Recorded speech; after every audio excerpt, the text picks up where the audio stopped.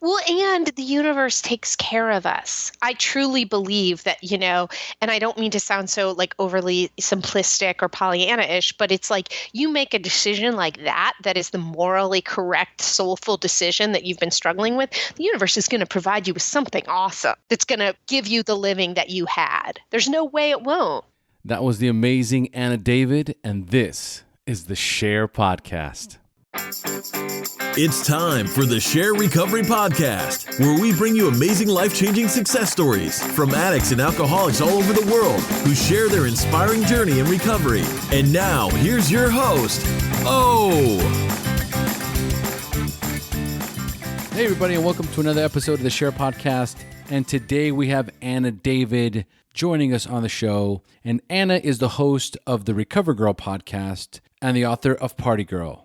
And wow, so much has happened since we recorded that interview. First of all, Anna is now the editor-in-chief of InRecovery Magazine, so big congrats to Anna. And also, she has a new amazing coaching program for writers, in recovery or not, who want to become best-selling authors. So if you want to learn everything Anna knows about becoming a New York Times best-selling author, go to annadavidcoaching.com for all the details.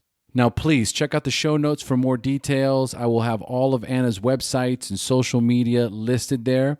And the other big news is while we were on the interview, we talk about her own interview with Sarah Hepola, the author of Blackout, Remembering the Things I Drank to Forget, and how Sarah is one of my dream guests. Well, since that interview, Anna emailed Sarah and hooked us up with an interview. How awesome is that? Anna, thank you so much. Seriously, it was an amazing interview. It's already been recorded, and it's going to be coming out very soon, so look out for it, folks. So, oh my God, now all we need is someone to hook me up with Rich Roll and Robert Downey Jr.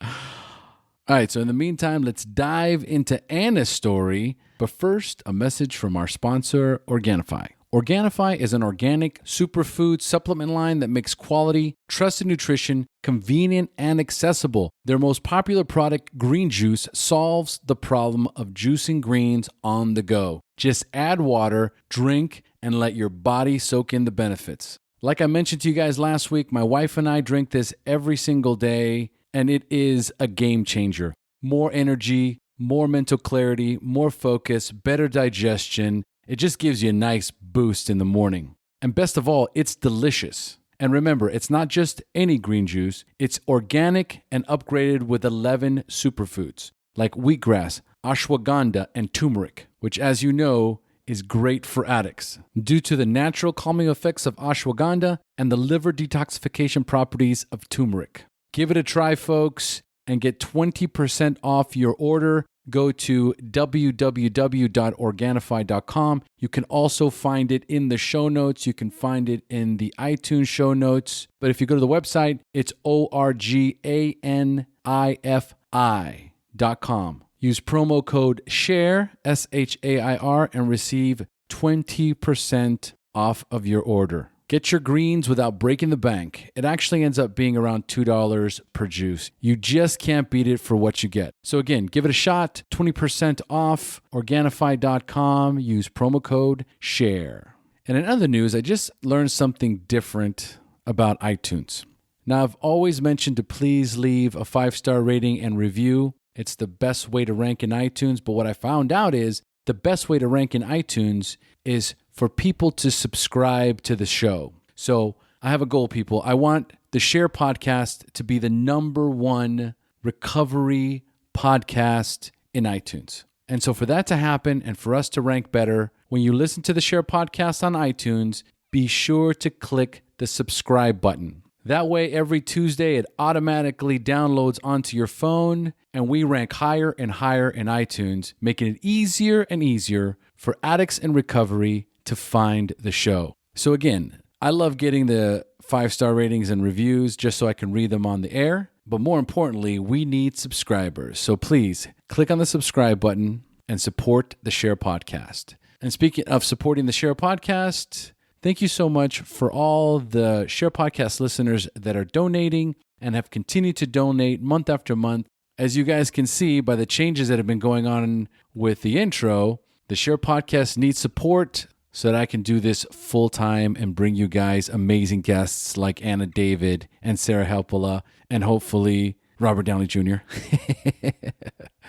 So guys, if you can give up that cappuccino at Starbucks and that scone and give us a $5, $10, $20, $50 donation one time or per month, this keeps the show alive. And I know you guys are digging it. I'm loving it. I love all the listener feedback. So if you would like to donate, simply go to the website, www.theshairpodcast.com. Top right corner is the donate button. Click on that or any of the yellow donate buttons featured on the website.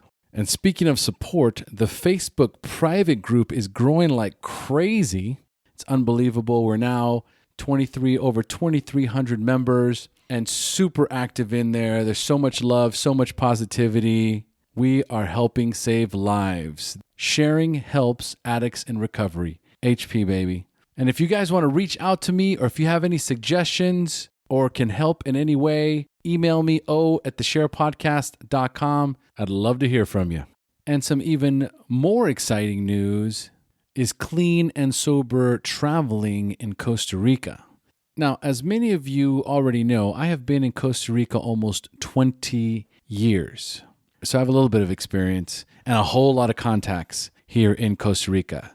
So moving forward, for those of you who would love to come and visit Costa Rica and also would like to make sure that you're close to meetings, then all you have to do is email me, at theshairpodcast.com, and we will set up a time to do a conference call for your next trip to Costa Rica. So for those of you who are planning to come to Costa Rica and want to be close to meetings and also want to be close to the beaches and the rainforest, then email me at at theshairpodcast.com. We'll set up a time to talk and we'll put a package together for you. If you want to go to a yoga retreat, if you want to go on a spiritual journey, if you want to come as a couple, if you want to come as a group, if you want to get a group together from your 12-step fellowship or any other recovery-related fellowship to come to Costa Rica, I can put that together for you too.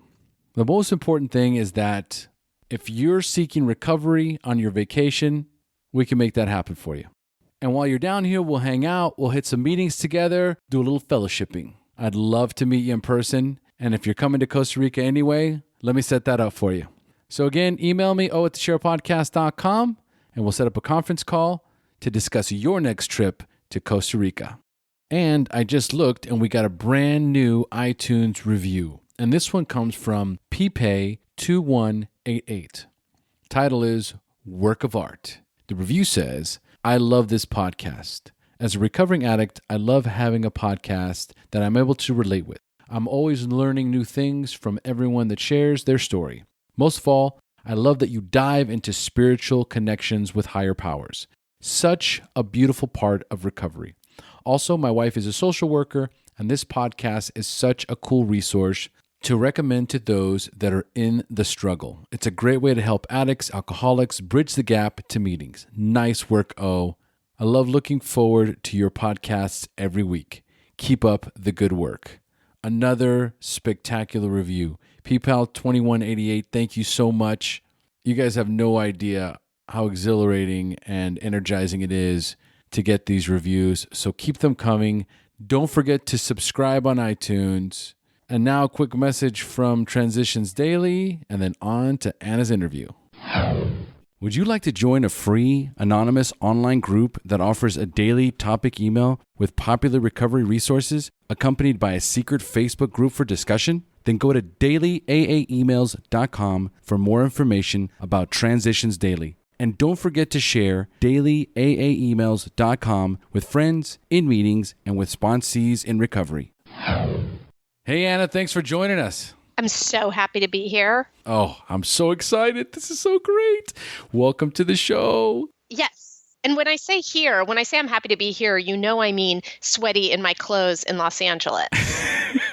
Talking to you. And I'm so glad you asked. Sorry, I didn't mean to set you, kick you off your schedule so quickly into this conversation. But I just want to say how happy your email made me and how happy I am to be talking to you. Oh, that makes me feel so good because when I wrote it, you know what I mean? We're addicts and sometimes we don't know how to reach out. Right. So we don't know how how the other person's going to, react to the email. So I'm glad you got, what I was dishing out there, which was, a lot of love, a lot of respect. And I'm so glad you're on the show. Seriously. I mean, this is an honor. Well, thank you. And so, folks, just to give you an idea of who we've got on the show today we have Anna David joining us on the SHAIR Podcast. And Anna is the New York Times bestselling author of Party Girl, Reality Matters, Falling for Me, and a slew of other bestselling books. She was the sex and relationship expert on G4's Attack of the Show for over 3 years and has been a regular guest on The Today Show, Fox News Hannity, and Red Eye, the CBS Morning Show, Dr. Drew, The Talk, Inside Edition, and many, many more. And the way I discovered Anna was through the After Party website. She was the editor-in-chief in both After Party and RehabReviews.com for 3 years. Her consulting company, Recover Girl, includes both a storytelling show and a podcast. Recover Girl, formerly the After Party Pod, for those of you who have heard of the After Party Pod, I'm sure, that focuses on destigmatizing addiction and developing healthier lives. She speaks on television and at colleges across the country on addiction, recovery, and relationships. Did I somehow manage to get that right? That was perfect. Can I bring you everywhere with me? That was so concise and well said. And it's, with a very mellifluous voice. I think I'm saying that word wrong, but it was very well said. Well, thank you. And I'd love to go touring with you. Let's do it. Let's do it. I'm serious. Live podcasting across the world. Seriously, welcome to Skype. We can do this anytime, any place. Yep. All right. So Anna, you're so busy. So tell our listeners what your daily routine looks like, including recovery. Well, it changes all the time, which is how I like it. In terms of recovery, my sober date is November 19th, 2000. Oof. And what I've done for my recovery has vacillated a lot over the years. The first couple of years I was doing a lot more meetings, and I was frankly just like a much better recovered person. I was just really into it. And I still am emotionally, philosophically, but not as much in action, just because my life got bigger and busier and all of those things. So in terms of recovery, I meditate pretty much every morning and every afternoon. I do a practice called Vedic meditation right when I wake up, which is 20 minutes of mantra-based meditation. And I'll go to a meeting, 12-step meeting, maybe twice a week. I started a meeting and I am the secretary of that. And, I pray every morning. My prayer is really about, show me where you would like me to go and where I can most be of service today. And I do therapy and, I do everything I possibly can. I surround myself with sober people, not because I have to, but because those tend to be the people I like the most. I try to do my very best to talk about recovery in a way that I wished I had heard people talk about it before I got sober, which is to say non-judgmental. You get sober and people who drink tend to think of you as like cops, like we're out there logging their drinks and trying to, take them into our cult and things like that. And so, there's so many different ways to recover. I happen to do 12-step. I know there are lots of other ways. I think whatever works for everybody is wonderful. So that's my recovery day to day. And, and I don't drink and I don't do drugs and I don't smoke cigarettes anymore either. Well, 17 years is a huge milestone. And so you obviously have a lot to pull from. Your life revolves around recovery. And I get it, because so does mine. Doing the podcast about recovery and interviewing people like yourself that have been clean for X amount of years, it keeps me involved in the recovery community on a daily basis. And it does make a difference. But you have to have a routine. So, which is why I ask, because it's not just enough to be part of the community. You have to have a recovery routine for yourself. You're going to meetings, you're secretary, you're still very much involved in 12-step recovery. You have a morning ritual, spiritual ritual, which is one of my questions. One of my questions is, how do you maintain your spiritual condition, on a daily basis, your conscious contact with a higher power? you just explained some of that. Is there anything more is there any more details you have as far as maintaining that spiritual condition, or what you just shared about is pretty much what you do? I mean, that's what I do, but the level of connectivity varies day to day. And there are days when I can't seem to connect at all. I have a thing where I'm just like sort of a worker bee. I do it whether I feel connected or not. It's not something that is negotiable really for me, but it doesn't mean it always quote unquote works.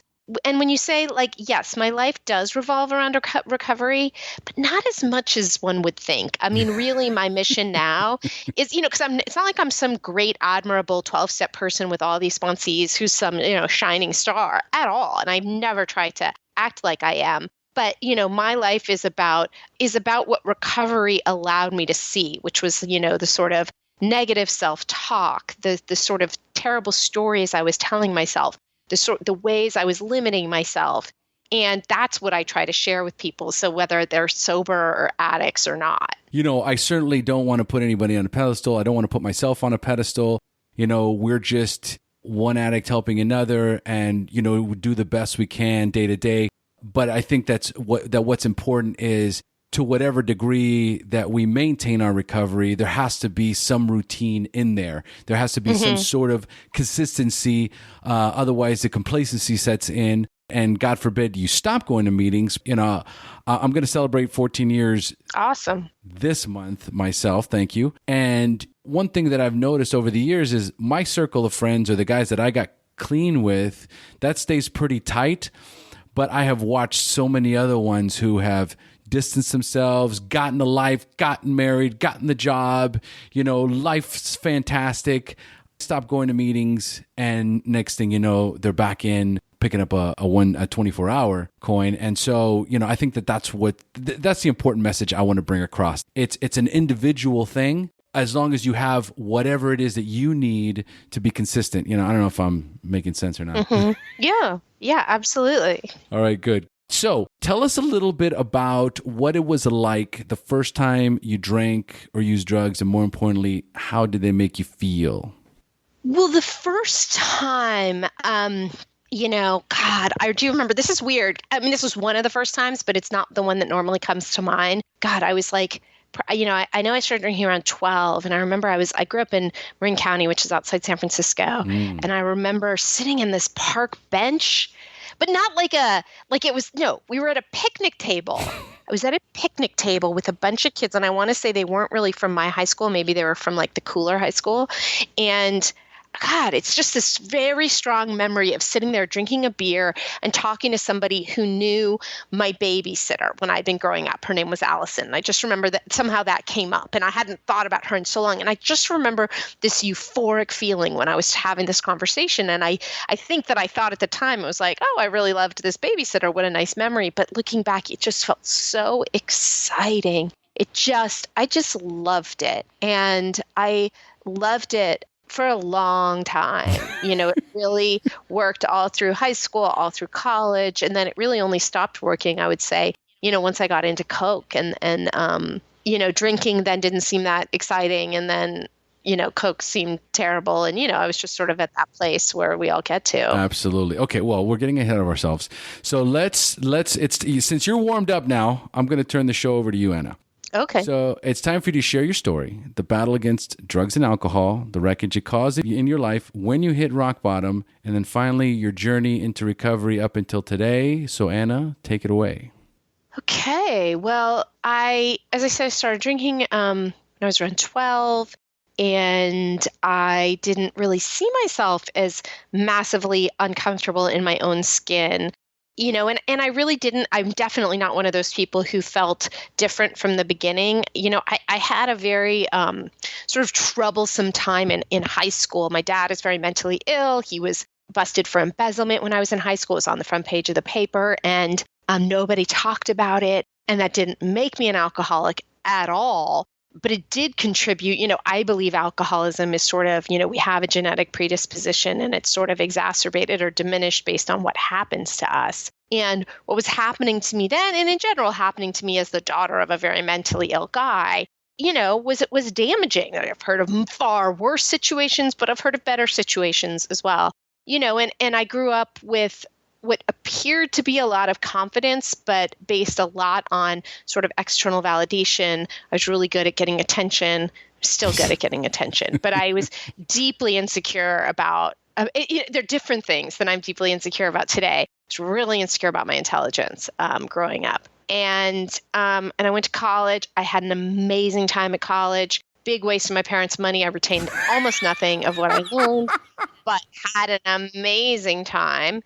And then, graduated, and I just felt, and I don't know how many alcoholics feel this way, but just sort of like deposited into the world, kind of going, wait a minute, you're expecting me, world, to make my own meals and to make my own money and pay my own rent. I mean, I was so not prepared for adulthood. And I do think alcoholism is very much a sort of extended adolescence and this kind of refusal to grow up, that like Peter Pan syndrome. Mm-hmm. And I spent my whole 20s sort of rebelling against that. There's so many ways I'm still not grown up.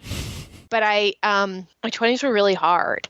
And, I was consciously aware of the fact that I think 20s are hard in general. I don't envy anybody in them right now. It's, you're sort of in this world. You don't really know anything. You don't really know that you don't know anything. You just kind of can't seem to get what you want. It was my experience.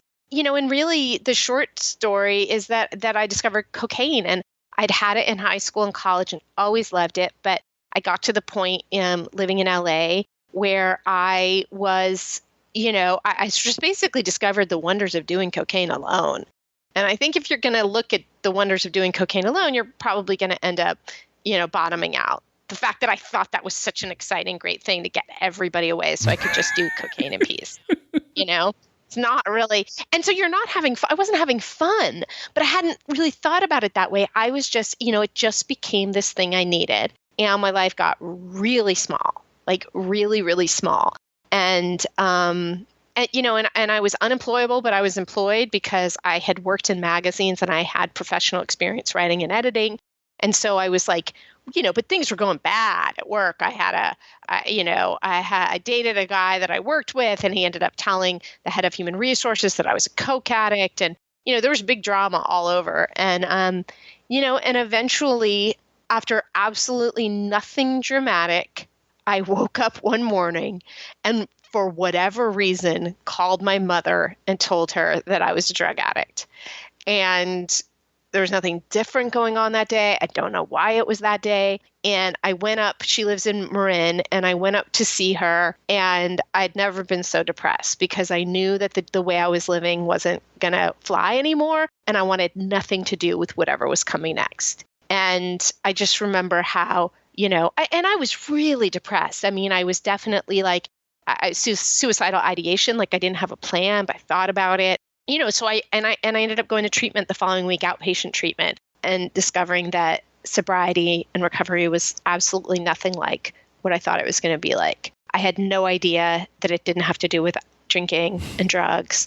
I had no idea that I was, everything I learned, like I was just a sponge, and I took it all in. And, I still remember the things I heard in the beginning that resonate so much with me today, but like that, probably nothing more than like, I'm that piece of crap in the center of the universe. I thought I had tremendously high self-esteem because I thought about myself so much. And, and it turns out I didn't. And I thought that by thinking about myself all the time and sort of barreling my way through life, that I was getting really far. And I grew up with a dad who said, we live by the golden rule. The one who makes the gold makes the rules. So, and I was told, sue them before they sue you. Money is all that matters. I had never heard about being of service to people. It had never crossed my mind. And so my life changed dramatically. And I started to do 12-step. I did exactly what I was told to do. Turns out I am a rule follower. I'm not quite as defiant as I like to think I am. It didn't cross my mind that like they said, get a sponsor. I was like, okay, I got to go get a sponsor. And everything changed. That being said, I did relapse when I went out for a night. My original sober date was May 2nd of 2000. And I went out for a night because for 6 months, I just didn't think drinking and I didn't think alcoholism and addiction were the same thing. I thought they were different. Didn't think I was an alcoholic. So I went out to test that theory, ended up that night, 2 bottles of wine, 4.5 hits of ecstasy. Whoa. Later, came back November 19th and was like, okay, I get it. They're the same thing. And that was the beginning of my life. it hasn't all been perfect. I've suffered major lows. Major lows. Nothing terrible has happened to me. It's all been in my head, but it would be negligent for me to kind of paint this picture of like, and I got sober and everything got perfect, because it hasn't been like that. So then if it hasn't been perfect, and for any of us, I don't know of any of us that came in, in our first year and we were like, other than the pink cloud, because the pink cloud is present, okay? You come in and all of a sudden there's this hope that develops when you walk into the rooms and you start working the steps. But as you start working the steps, shit starts to unfold naturally. So, what was that first year like for you? Well, my first year was amazing. I even doing the steps, and I did a really thorough job with the steps, it didn't unseat deep pain. I was definitely on the pink cloud for a couple of years. And it was, I've been in therapy since I was 16, and I've been, writing about my feelings for so long that there was nothing, writing a 4-step, I kept hearing people talk about it as this like awful thing, and everybody relapses like, to avoid doing their 4-step, or in the midst of the 4-step. It's like, I always say, it's like I'd been waiting my whole life for somebody to listen to a list of all the people I was pissed at. And here I came to this program that was like, somebody's going to do this for free and listen to me? Freaking love this, And so I wrote the list, and then to be able to go and share this list, and then to discover that I was actually responsible for those resentments was completely life-changing for me, because I had just been such a victim. I had been such a, it's not fair, or, woe is me. And to realize what a part I'd played was incredibly liberating.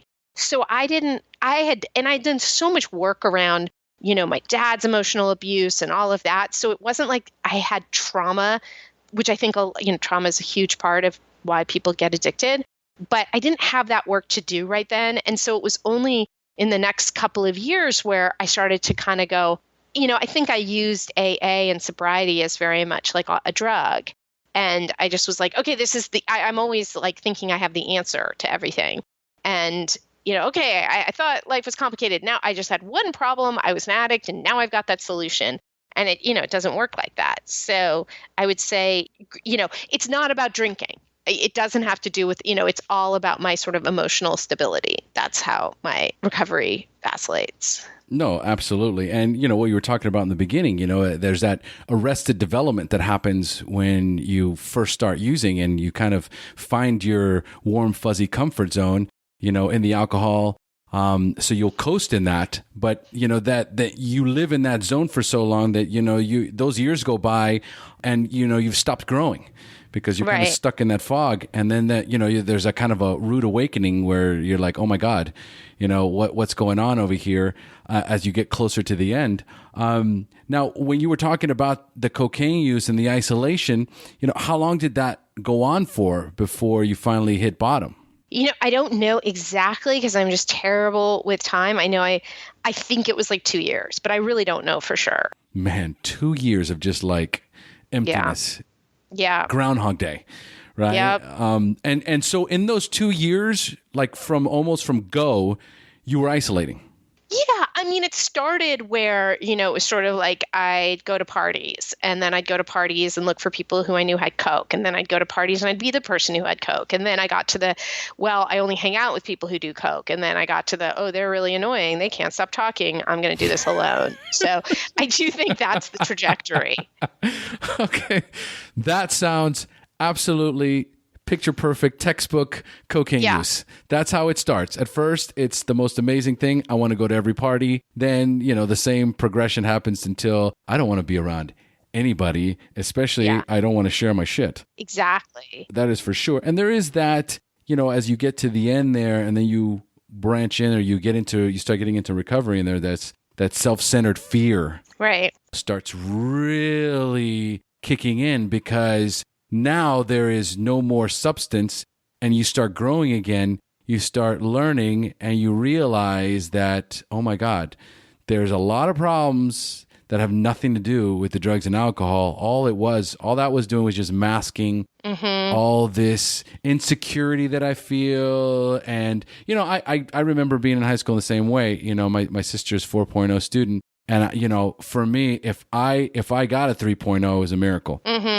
So it was always like I was always looking down at myself as somebody like, well, this isn't for me. I'm going to have to figure out something else because school obviously isn't going to be the thing. So what is my next move going to be? And then that's when, the drugs and alcohol kick in. Right. You know what I'm saying? But, for the most part, the greatest gift that we get is that awakening to who we are when we come into recovery. And, you've been doing this for 17 years, so, you've got your year one. So you've got all these things that you've done, these accomplishments, you've been on these shows, you've written these books, how far along into your recovery did the light bulb go on and you decide, you know what, I can do something with this and I'm going to take my first step. What was the first step that you took? Was it writing a book? Was it getting into the website? Was it, what was that first step into, your recovery journey out in the open? Well, what happened is I was working at a magazine. I had a lot of writing experience when I got sober, and but I usually worked at magazines where I got fired. And so when I got sober, I was already working at a magazine called Premiere. No, you know what? I relapsed when I was there. That was that one night relapse, and then I was given a column. They hired me to write a column called Party Girl, which was terribly ironic to me because I had this column where I was going to the Oscars and the Emmys and the Golden Globes and premieres. And really the column was just me, talking to celebrities.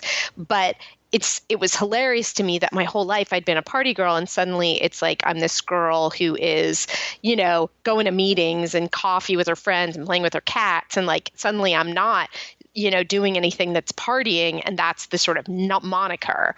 And at a certain point, I think I'd been sober about 2 years when that occurred to me that would be a good story.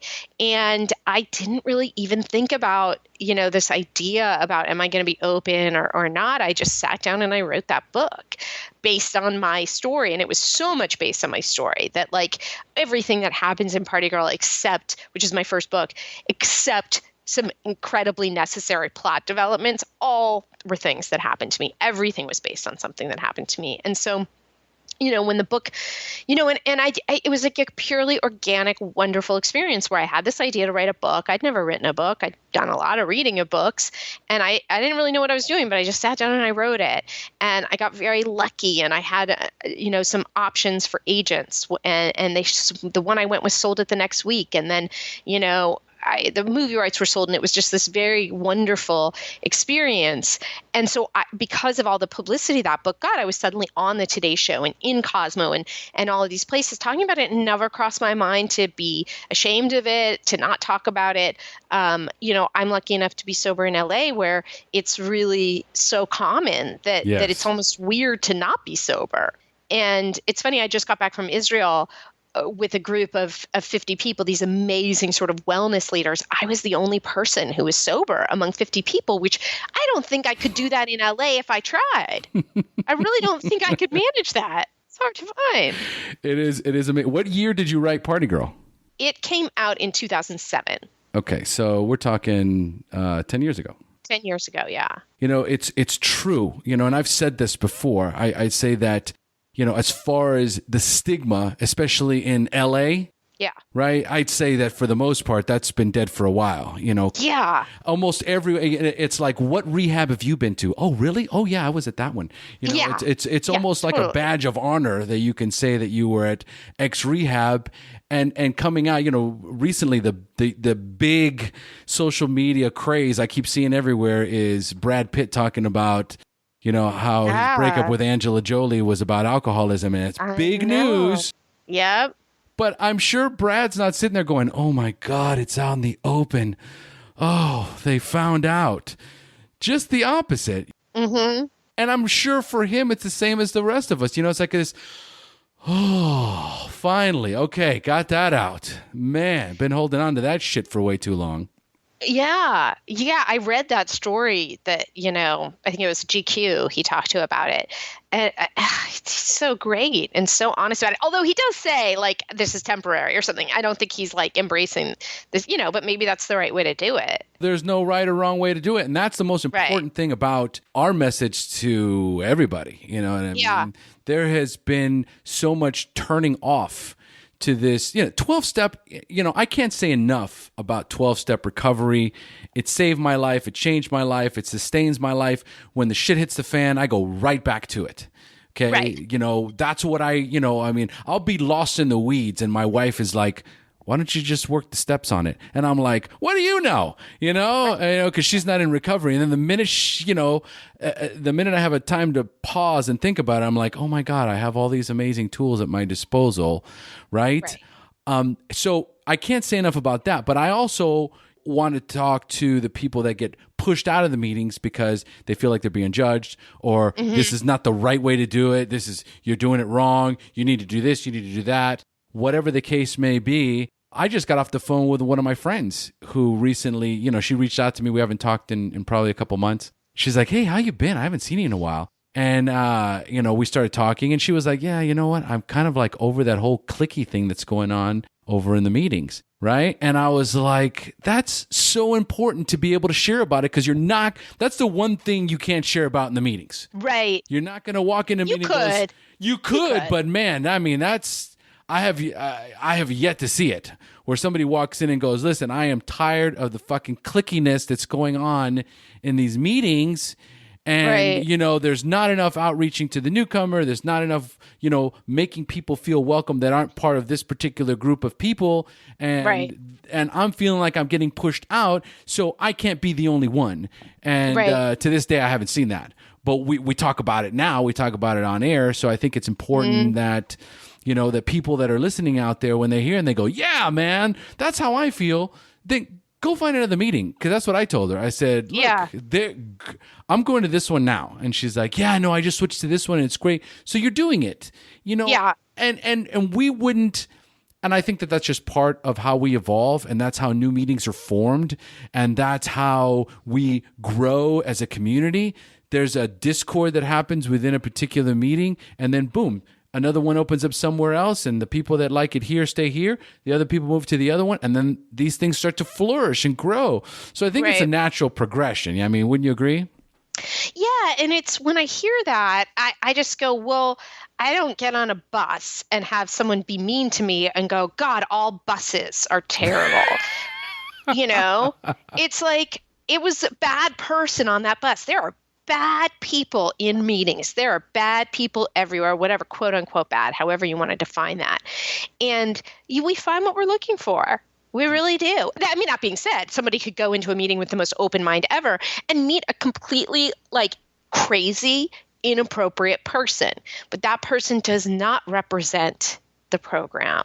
That is just one sick person. So yeah, I say you'll find what you're looking for. I went to meetings years before I got sober and I found what I was looking for, which was a bunch of crazy people talking about something I didn't want to know anything about, and then when I needed it, it was amazing. Maybe it was a better meeting. I don't know. I just heard people saying brilliant things. I think you're right in the sense of you find what you're looking for, and there's a certain mindset that you're in going into any particular meeting or what you're going through at the time. And I think also that it's very important not to attach yourself to anything. Attachment is at the root of all suffering.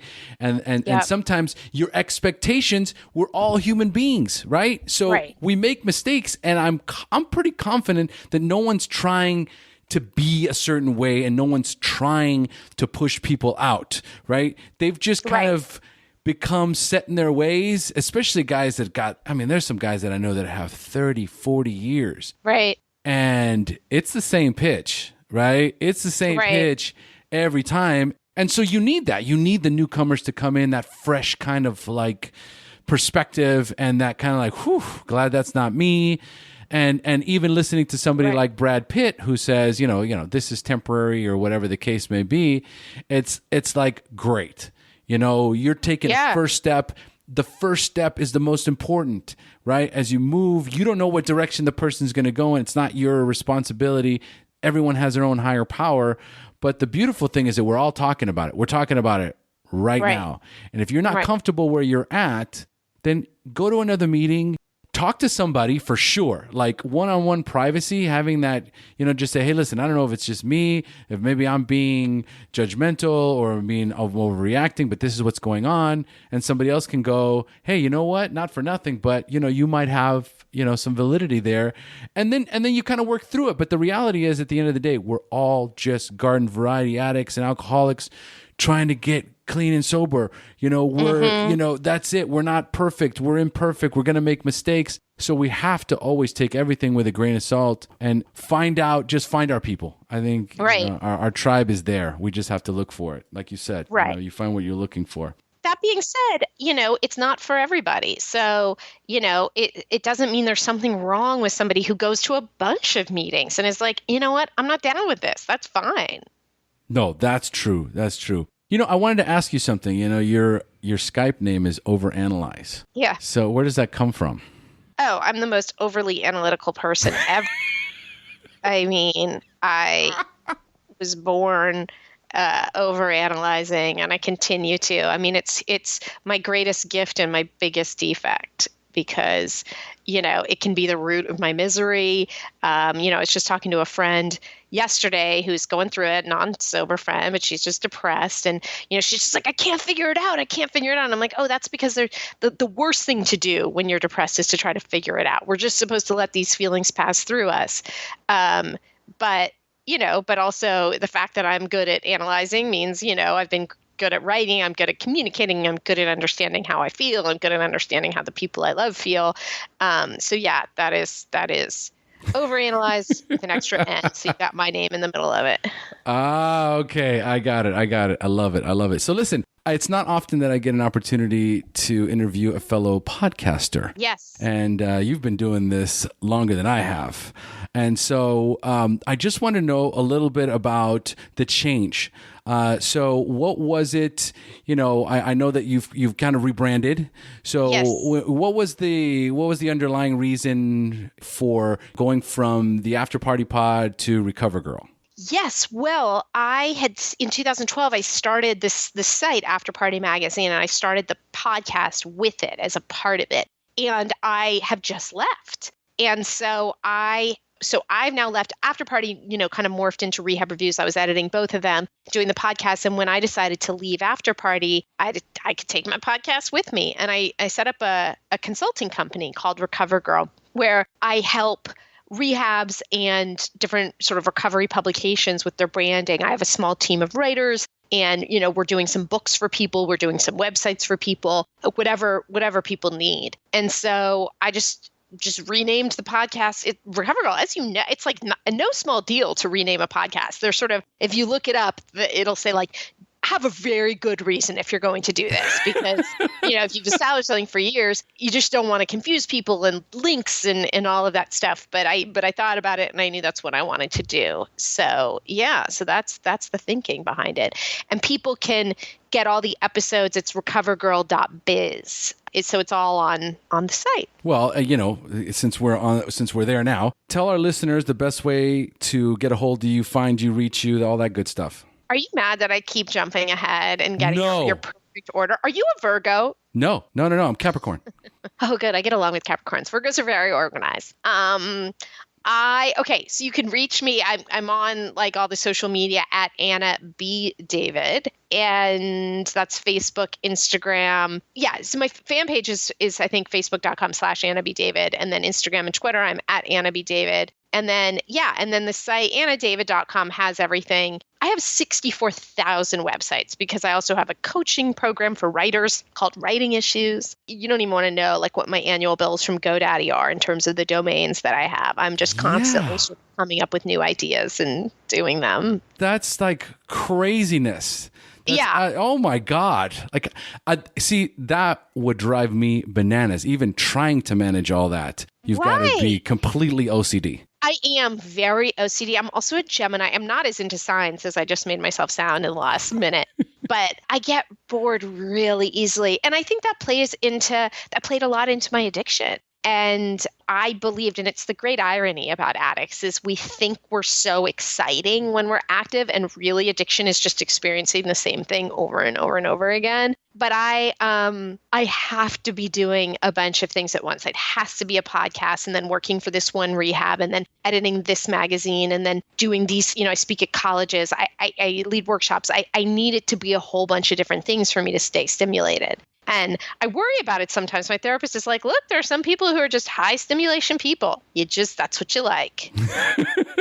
Well, it's amazing that you're able to do all of these things, because I'm definitely one of those people that when I start to go into that realm, I immediately get overwhelmed and I start making my list. Okay, so here's all the stuff I'm doing. This has got to go, this has got to go, this has got to go, and here's where I'm going to focus on. I'm just marveled at people who, listen, I have a tough enough time doing a weekly podcast. You've got 2, right? I let that one go. Oh, you did? So I do get overwhelmed. Like that was when I got overwhelmed. Okay. And I was like, I did it for 6 months. I'm done. I had to look at what's my overall goal here, and does this play into it? And it really didn't. Thank God. I'm not trying to gloat in, something like that, but it's like, I get in there like, how does she do it? Yeah. Right. Like I almost like, I'm like, what the, like, how do you, and it's like, okay, so you did the same thing. It's like, at some point you're like, I got way too much going on. Yes. Producing a podcast takes a tremendous amount of work. I'm just like you in the sense of I'm an absolute perfectionist. Like right now, just so you know what my thought process is while we've been doing this interview, I'm like, why doesn't all my guests have one of these mics? I can hear that this is going to be an awesome podcast. There's no Skype skips. It's been totally fluid the entire time, right? Right. So there is that perfectionist aspect that we have, or that we're both very familiar with. And I think that's awesome. I think that you need that to a certain degree. And as addicts, when we take that energy that was used for using and partying and basically killing ourselves, man, when we get clean, it's like, woof, we skyrocket to another direction, as it's, stated in the book. You know what I mean? Right. In our literature. Yeah, it's that energy when honed can be amazing. When I was running After Party, at a certain point, I had 4 employees and about 15 freelancers. And my sober addicts and alcoholics were my amazing employees. Everybody else was fine. But if you only have an amazing, I will only hire now. Not because I want people who don't do drugs, but because we're all freaking insane perfectionists and we'll work harder. And, it doesn't come from the best place always. A lot of it is like people will beat themselves up if they don't do it faster and better than everybody else. But as an employer, sober people are amazing. I could not agree more. And those of you that are listening, take that also with a grain of salt. If you hire them too soon, yes, then everything we just said goes out the window, because they're super emotional. Like in the first year, they're super emotional, and I hired a few kids too early on.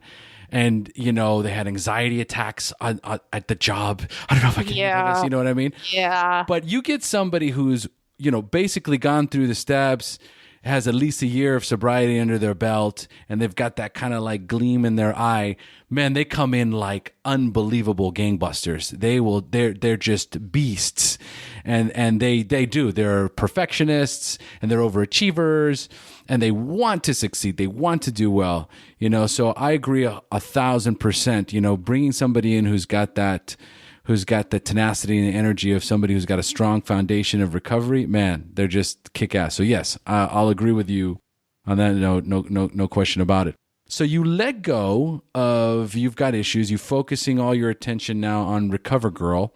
And so what's the next big thing happening for you in the near future? Are you going to be at there's another thing I'm seeing all over. Oh, that She Recovers? Yes. Are you going to that? Are you part of that? No, okay. I'm not. I love Dawn, who started, I've been on her retreats and everything, but I'm dually focused right now. I have the Recover Girl arm of what I'm doing, and then I have an arm called Writing Issues, and that's this coaching program. And what that is, right now I have 12 people in it. It started May 1st. It ends August 1st. And I'm coaching people to become best-selling authors. So what they get is access to all of these videos. I spent a year making different videos showing people how do you come up with a title? How do you write essays? How do you get those essays published? How do you write a book overview? How do you do a market analysis section, a promotion section, all of these things? And then I had people apply, and it's an amazing program. So one person out of the 12 is going to get to meet with my agent in New York and a publisher that I know. So that's been really exciting. This is my first time out with that. So people can find out about that writingissues.com. I don't know when I'm going to launch the next program. I'm just sort of getting through this one, but that's been spectacular. And my experience with it has made me want to do more online courses and coaching programs. So I just created one called How to Fall in Love with Yourself, which is based, I have my memoir. It's called Falling for Me. And then I was giving a talk at colleges called 10 Steps to Relationship Honesty. And I combined the principles of those two things. And then I also added everything I've learned in recovery. And I do Vedic meditation, and I go to weekly Buddhist lectures. So I've combined all of that into this course, and I'm so excited about that. So I'm going to launch that as something just like the writing program, where people will sign up and then they'll have access to me and regular sort of meditations and coaching and all of that stuff. I became certified as a life coach 2 years ago. So Writing Issues is an arm. That How to Fall in Love with Yourself is part of the Recover Girl brand or whatever. And but what I'm doing, I mean, literally, this is the first week I'm not doing after party. It ended last week or the week before, but I went to Israel for a week. So what I'm doing is I'm taking 2 big consulting jobs, one for a print magazine about recovery and one for an online website about rehabs. And then I'm taking a few other things. I'm totally overwhelmed. Yesterday in yoga, I was like, oh my God, I can't do all of this. And then I remembered that, all that cheesy stuff, the universe doesn't give me more than I can handle. Uh-huh. And if I made a mistake, then I'm perfectly able to go and say, hey, sorry, I can't do this. And that will be okay. Like I have to, I think there's a fine line between allowing, believing that the universe brings us exactly what we need and taking responsibility and, practicing self-care. And, I can tend to work myself into the ground. Because that's just my personality. I feel like I have to work out every day and, all of this stuff. So you get it. You get it. I'm married to her. Okay. You are. And she's not even an alcoholic. No, but she is a wellness coach. She went to, she graduated from IIN, International Institute of Nutrition. She's a yoga instructor. Yep. She wakes up every morning and journals. She meditates. You know what I mean? She does workshops. Yeah. She works for Citibank. Right. And she'll have these moments where she'll come to me and she's like, oh my God, I'm so overwhelmed. And I'm like, I don't know how you do what you do. She is an amazing woman. But, the cool thing, like yourself, she will get to that point. Well, she'll come to me and she's like, I think I'm hitting a wall. Yeah. And it's like, okay, well, let's prioritize, right? Like, right. That's the key. The key is prioritizing and looking at what's the most important thing, because she's either not doing enough or she's doing too much. And so it sounds like you guys are like, twins. Yeah, totally. And it's, I panic though. Today I don't have a very busy day, and I went on a hike. I'm totally jet lagged, so I got up at 4 a.m. and I went on this hike, and I was stressed out because I was like, I don't know that I have enough to do today. I mean, I just described my 6,000 projects, and I would say I'm anxious about not having enough to do. I mean, it's a problem, it's, like anything, it's my greatest and worst quality. Oh my God. Now listen, I found writingissues.com. So folks, trust me, I will have everything on the show notes, how to find Anna. I've already found Writing Issues. So the other one is called How to Fall in Love with Myself. Yourself. Yes, but that is, it hasn't been released yet. So this is the exclusive that your listeners are getting. Coming soon. Coming soon. You guys know about it first. Yeah, and who knows when that's going to be available. I'm putting it up right now, and it's really cool. I'm probably more excited about it than I've been about anything I've ever done. I think it's awesome. I think that is, I can't talk about that enough. And that's one of the first things that I discuss, especially with sponsees, especially when they're beating themselves up. It's like, you got to learn to forgive yourself, and you got to learn to love yourself. And, forget about loving other people and forgiving other people until you've done that for yourself. And that's, you've got to do that kind of work. You're not doing it. So you're just kind of churning. It's just kind of going, over and over again in your head because you haven't taken the appropriate steps to forgive yourself and love yourself. So having access to something like this, I think that I have a lot of female listeners for SHAIR, and they love this kind of stuff. You know what I mean? Like they live for this kind of stuff. I just recently interviewed Jennifer Matissa. Oh, I love her. She is amazing. It was an amazing interview. She's got an amazing book, and they went bananas for her. These are the kind of things that evolution that happens in recovery. So what's the next thing I'm going to evolve to? And this is a great evolution, learning to love yourself. That's for sure. No question about it.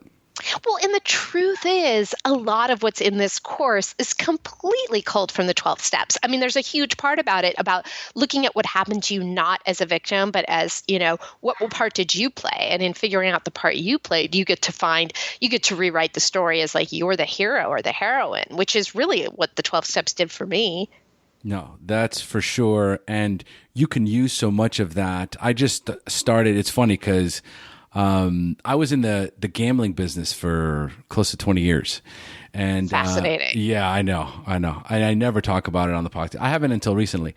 And so what I was doing is I live in Costa Rica, and there's a lot of I came here because there was online casinos that were being operated out of. So I got, I was hired to be an operations manager back in the day, back when I first came here in 99. And that's when my addiction just took off, shot off like a rocket. And that's where the cocaine comes in, the ecstasy comes in, the mushroom comes in, the list goes on and on and on and on and on of the debauchery that went on. I got married. And then 4 years later it was, rock bottom, lost everything, Then I got sober, got clean, and then started to work for a friend of mine that was in the program. Most of us that were at the meetings that were recovering addicts were all in the industry.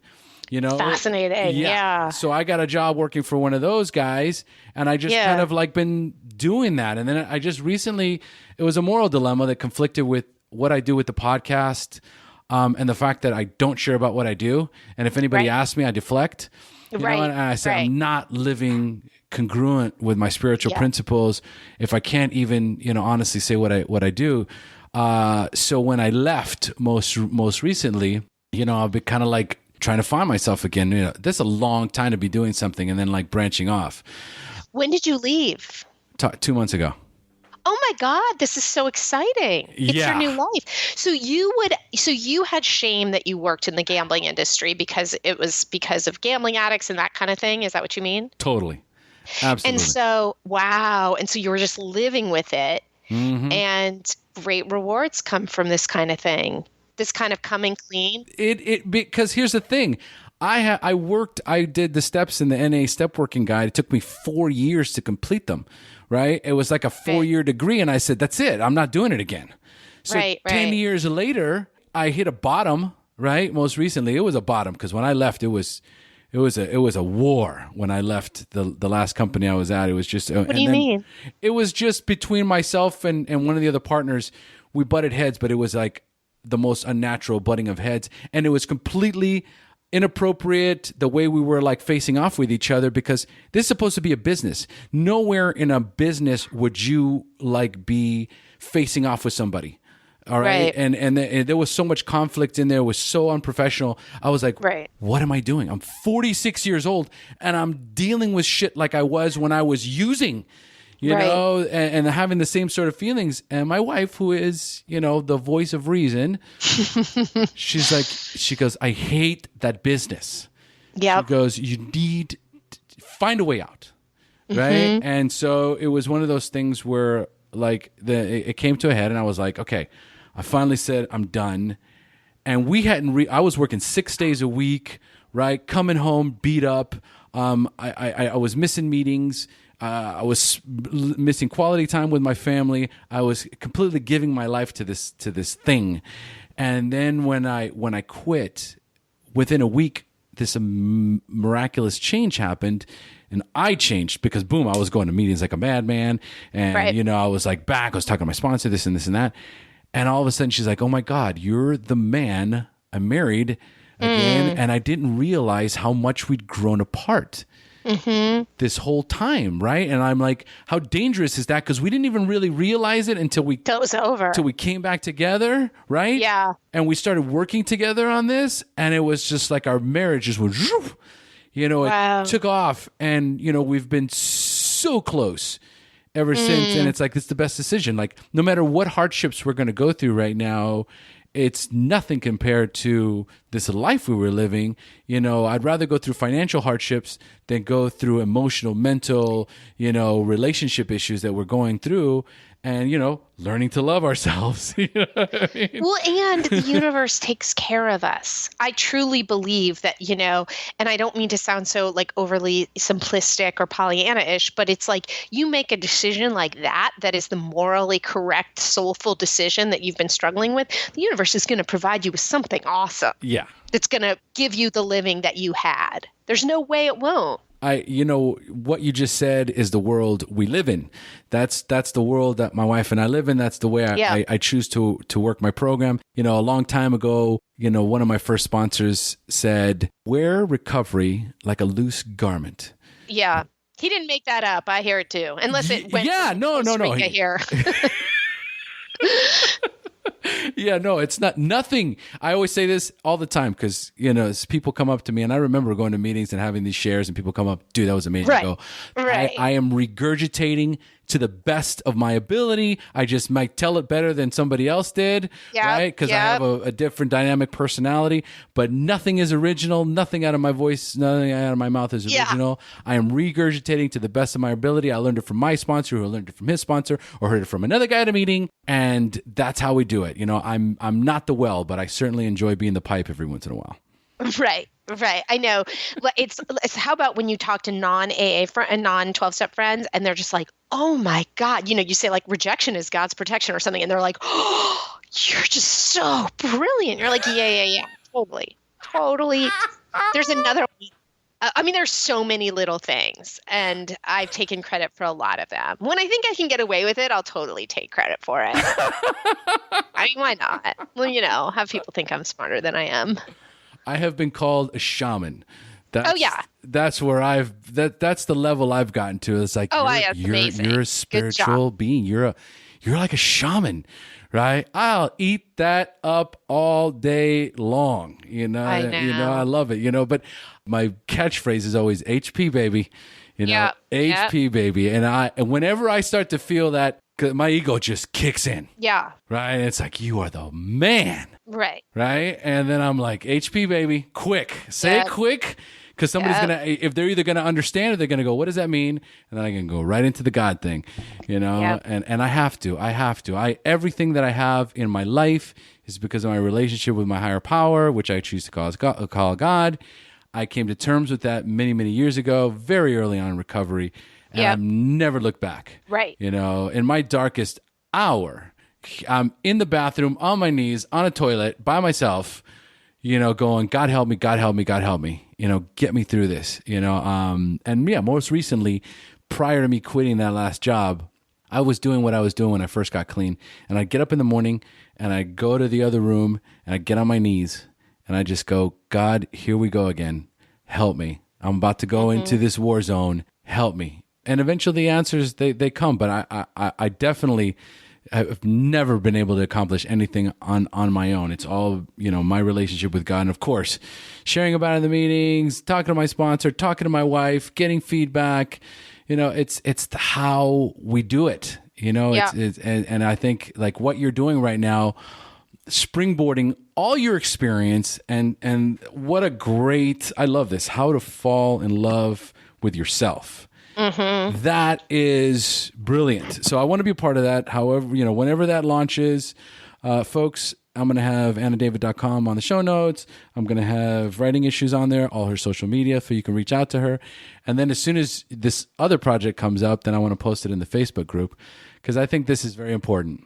Yes, I would love that. And people, reach out to me all the time. I'm sure they do with you too. People who need treatment, people who just want to talk. And, people are always welcome to email me. I do answer every email, and it's just Anna@AnnaDavid.com. That's awesome. I love it. Right after I got your email, I saw that it said Anna@AnnaDavid.com. Yeah. I don't know how many years ago I registered omarpinto.com, and I immediately went in and put in Omar at omarpinto.com.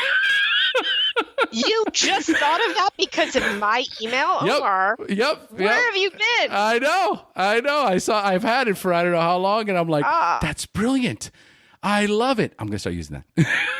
Dude, I love it. I mean, I've passed on a lot of things in my time. It's good to know that was another one. Oh, there's been all kinds of gold. Yes. All right, on this interview. Thank you so much. So you're so fun to talk to, and I'm really thrilled that you had me on, and I'm excited to have you on Recover Girl when you come to LA. Yeah, guys, as soon as I make my way to LA, which is not going to be anytime soon for obvious reasons, but my sister lives in LA, so I will, when the next trip I go down there, I'll be letting you know, hey, I'll be there in a month. Let's get this thing on the books. We're going to have so much fun. Oh, yeah. We're already having fun now. I know. This is awesome. All right. So, Anna, let's close up. And the way I like to close up is for the newcomer. So I'm going to ask you 5 questions about your early recovery. And I want you to respond with inspiring and insightful answers you can share with our newcomers. No pressure. Go on. Okay, I put on my inspiring hat. Go. Awesome. Number 1, what was keeping you from getting clean or staying clean when you first got introduced to recovery?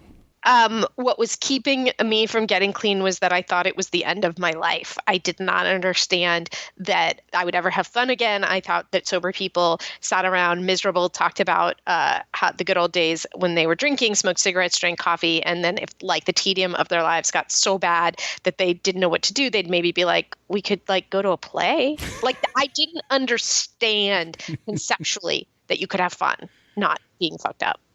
Amen. Ditto to that. All right. Yep. So number 2, at what point did you have a spiritual awakening, that aha moment in recovery when you accepted that you were powerless over drugs and alcohol, but for the first time had developed the hope that you could recover? For me, it was not a conscious thing. I think I must have had it the day that I called my mom and said I was an addict. Something was going on.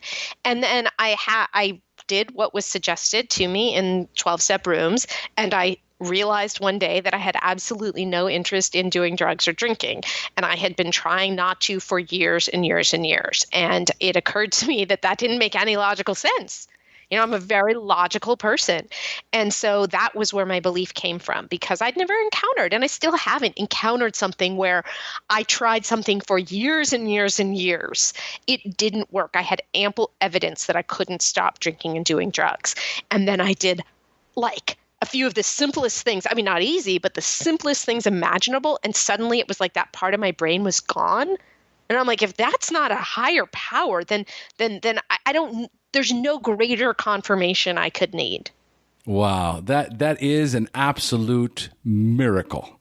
Yeah. Because most of us did not have that experience. But we did. You wouldn't be sober today if you hadn't had that experience, I believe. Well, I'll tell you, man, those first 6 months for me, I wanted to get high every single day.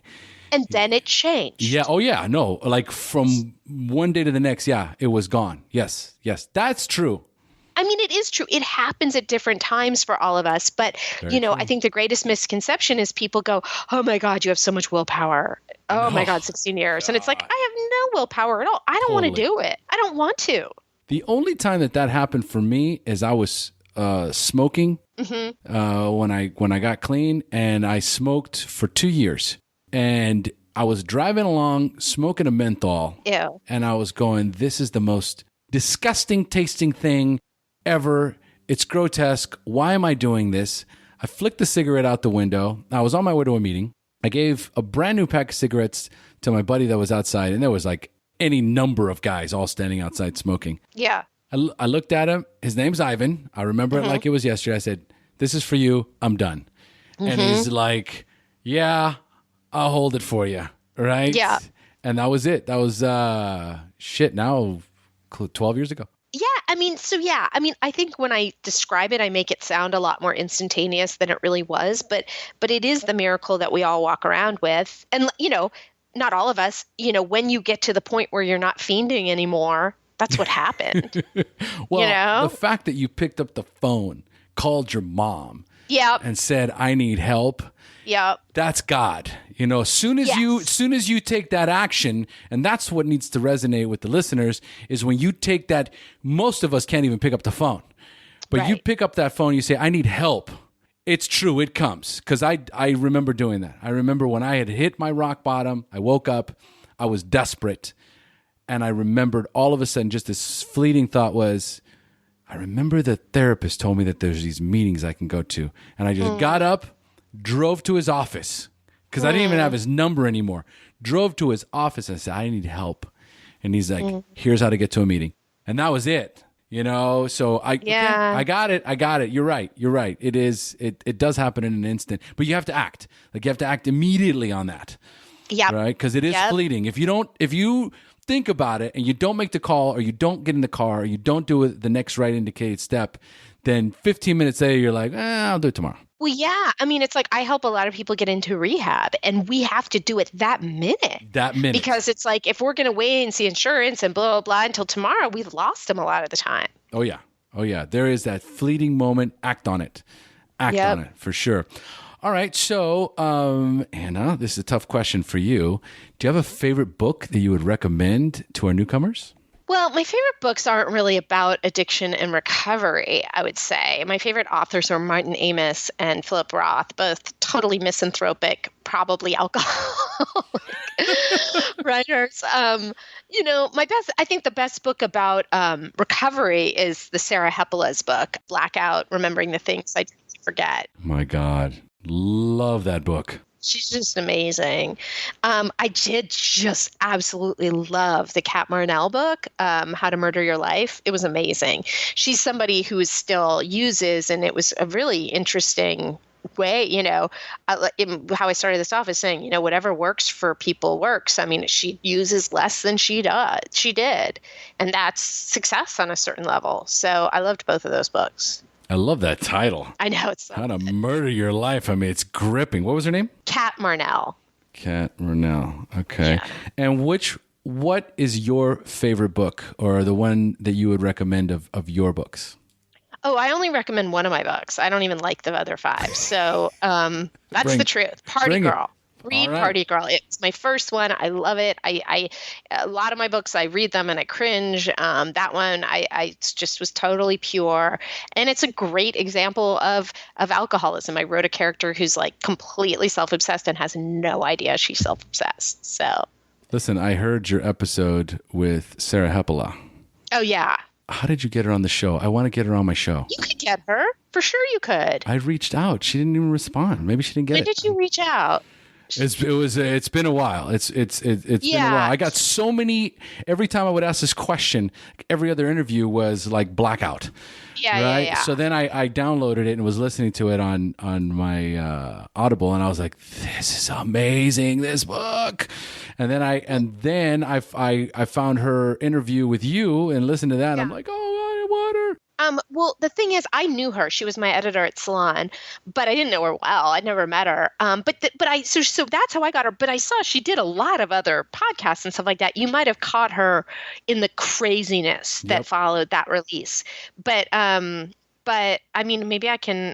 I'm happy to reach out on your behalf. That's what I wanted to hear. Oh, yeah. You got it. Awesome. You heard it here first, folks. You heard it here first. Yep. All right. Excellent. I love it. I'm excited. All right. So 4, what is the best suggestion you have ever received? I think the best suggestion I have ever received was just stick around because your mind's going to change. I don't know I don't remember when I first heard that, but, I used to be absolutely convinced that the way I felt today was going to be the way I'd feel for the rest of my life. Like, I didn't understand that I changed my mind in a second, and that was really true about 12-step. I was 1,000% convinced that was not the place for me. It was like a cult and it was terrible. And I didn't understand when I felt that way that my mind would change. So, really understanding that I can't trust my brain has been like the greatest freedom ever.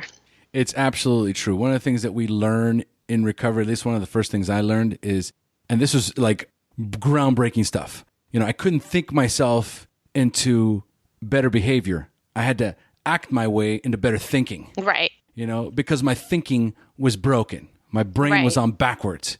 And it made so much sense to me, even in early recovery. It was like, yes, that's why I'm constantly doing shit that I don't even know why I did it. It's like, why did you do that? I don't know. Like, I can't tell you how many times I said, I don't know to that question. Like, what were you thinking? I don't know. You know, but it's like your behavior, that's what needs to change for us, so 100%. I got you. Awesome. All right. So number 5, if you could give our newcomers only one suggestion, what would that be? One and the same, what I just said. Let go of whatever you believe you know to be true. I love that. Absolutely beautiful. Anna, thank you so much for joining us. So fun. Can't wait to listen. Oh, yeah. You're just kidding. I can't listen to myself on anything. But if I could, I wouldn't be able to wait to listen. I want you to know that. I love it. Oh, man. Folks, you've just, the Jim Rohn quote, you're the average of the 5 people you spend the most amount of time with, and you have just spent a little over an hour with Anna. And so God bless you. We're rocking and rolling. Thank you. Such a pleasure. All right, you too. Okay, folks, we've now reached the end of our show. Thanks for joining us. And as we say here in Costa Rica, pura vida. Pura vida. Thank you for joining us on the SHAIR Recovery Podcast. To check out the show notes page on this interview or to thank our guests for sharing their story, go to www.theshairpodcast.com. While you're on the website, don't forget to sign up for our free newsletter to stay up to date on the latest news, podcasts, and interviews. Want to be one of our guests and share your story? Then go to our website and click on the Share Your Story button. We share our inspiring recovery stories every Tuesday, so subscribe to our show on iTunes or Stitcher Radio to get your free weekly download. We'll see you then. The opinions shared on this show reflect those of the individual speaker and not of any 12-Step Fellowship as a whole.